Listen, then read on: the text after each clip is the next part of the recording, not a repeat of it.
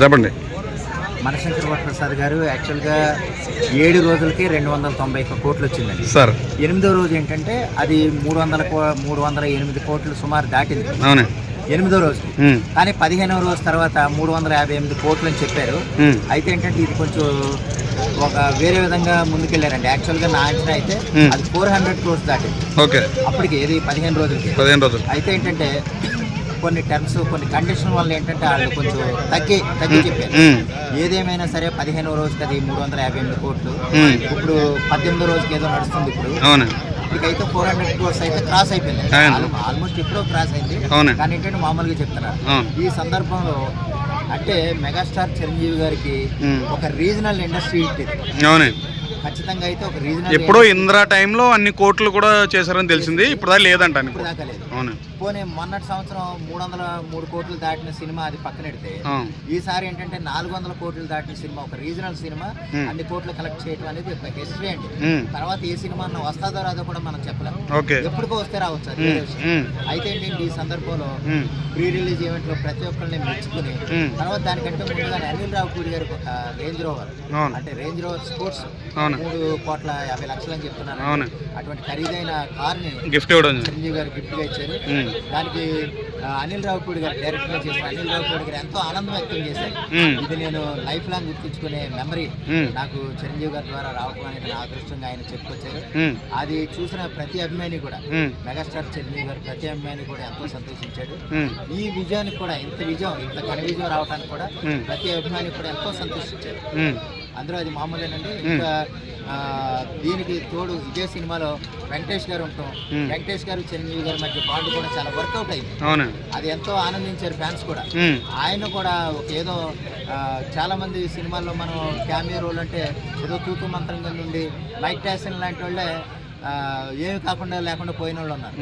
కానీ ఇటువంటి సినిమాల్లో వెంకటేష్ గారు ఒక చిరంజీవి గారి మీద అభిమానంతో చేయటం దానికి చిరంజీవి గారు కూడా ఎంతో ప్రోత్సహించి ఆ వెంకటేష్ గారి పాత్రను ఎంతో ఎంకరేజ్ చేసి అది అనిల్ రావిపూడి గారికి ముందే చెప్పారు.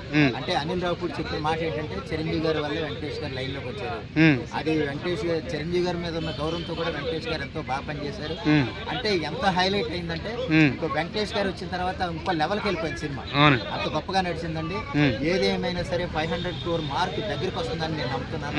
అంటే ఇప్పుడు వీక్ డేస్ లో మామూలుగా ఉన్నా కానీ వీకెండ్స్ లో అయితే బాగా నడుస్తుంది. ఇప్పుడు కూడా సినిమా అందులో నేనైతే ఇంకా బాగా నడుస్తుంది. ఇంకొక 10 days వరకు మంచి రన్ ఉంటుంది అనుకున్నాను. తర్వాత టోటల్ అనిల్ రావిపూడి గారు తీసిన 9 సినిమాలు 9 ఆనిముత్యాలైనాయండి. చాలా మంది రాజమౌళి గారితో పోలుస్తున్నారు. సో ఆ స్థాయి పోల్చొచ్చా ఆయనతో? అలా ఏమంటారు మీరు? పోల్చొచ్చండి. ఎలాగంటానంటే ఆయన పాన్ ఇండియన్ లో గ్రేట్, ఈయన రీజనల్ లో గ్రేట్. ఎందుకంటే యాక్చువల్ గా రాజమౌళి గారికి అన్ని కోట్ల లాభాలు వచ్చిన దానికంటే ఒక 30 కోట్లు 40 కోట్లు పెట్టి 100 కోట్ల లాభం రావడం అనేది చాలా గ్రేట్. ఆ విషయంలో మొన్నటి సంవత్సరం సంక్రాంతికి వస్తున్న సినిమాలో దిల్ రాజు గారు వాళ్ళ తమ్ముడు శిరీష్ గారు ఎంత ఆనందంతో అనిల్ రావిపూడి గారి గురించి చెప్పారో మనం ప్రత్యేకంగా చెప్పగలం. అంటే ఎన్ని కోట్లు లాభం వస్తే ఎంత చెప్పగలరనేది మనం వేరే ప్రత్యేకంగా చెప్పగలం. అందుకోసం నేననేది ఏంటంటే ఈ సినిమా విషయంలో కూడా ఒక చిరంజీవి గారు రేంజ్ రోవర్ కార్ గిఫ్ట్ ఇవ్వటం అది మాటలు కాదు. ఎందుకంటే ఒక అనిల్ రావిపూడి అంటే 9 అంటే రాజమౌళితో పోల్చకూడదు. అంటే రాజమౌళి గారు పాన్ ఇండియన్ సినిమాల మీద దృష్టి పెట్టారండి. ఆయన ఏంటంటే 3 సంవత్సరాలకో 4 సంవత్సరాలకు వస్తుందో సినిమా, కానీ సంవత్సరానికో సినిమా చేస్తారు. ఇండస్ట్రీ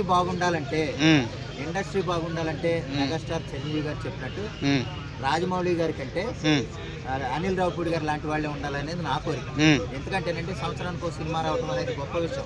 అది కూడా super hit block buster cinema రావడం. దానివల్ల ఏంటంటే ఇండస్ట్రీ ఎంతో బాగుంటుంది.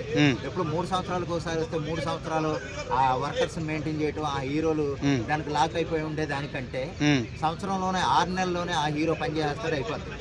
సంవత్సరంలో సినిమా రిలీజ్ అవుతుంది.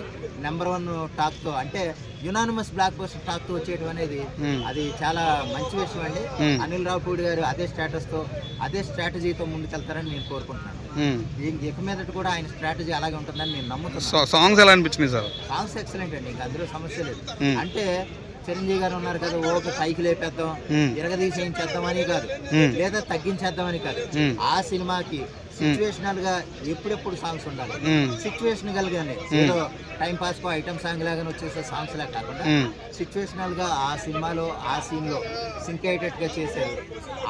ఆ సీన్ లో కూడా అంటే ఆ సాంగ్స్ అన్ని కూడా గ్రాఫ్ మరీ లేపేయకుండా ఓవర్ మెలడీస్ లేవు లేదా డల్ గాను లేవు.